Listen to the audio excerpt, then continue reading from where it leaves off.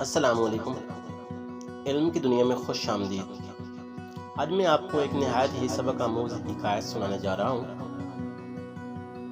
ایک بادشاہ نے اعلان کیا کہ جو شخص جھوٹ بولتے ہوئے پکڑا گیا اس کو 5 دینار جرمانہ ہوگا۔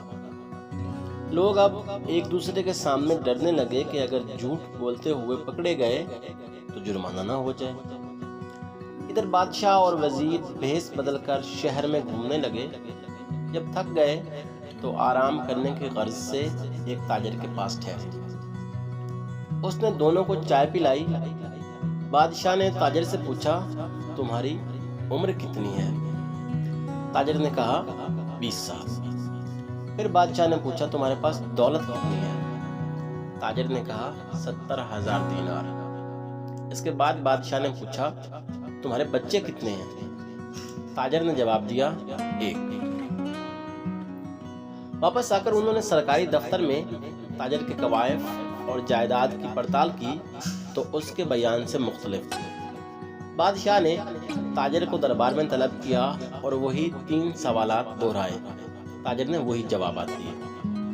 بادشاہ نے وزیر سے کہا، اس پر 15 دینار جرمانہ عائد کر دو اور سرکاری خزانے میں جمع کرا دو، کیونکہ اس نے 3 جھوٹ بولے ہیں۔ سرکاری کاغذات میں اس کی عمر 35 سال ہے، اس کے پاس 70,000 دینار سے زائد رقم ہے اور اس کے 5 لڑکے ہیں۔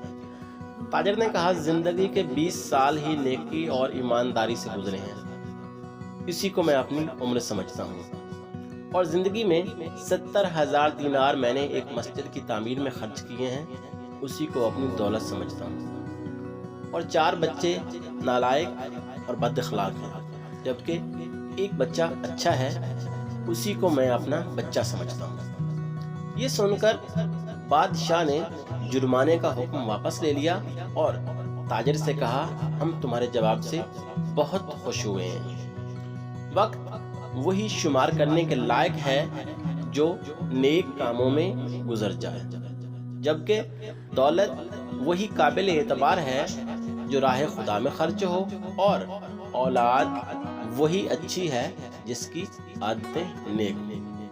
امید کرتا ہوں آج کا ٹاپک آپ نے پسند کیا ہوگا، تو ویڈیو کو لائک کر کے چینل سبسکرائب کریں اور بیل آئیکن ضرور پریس کریں۔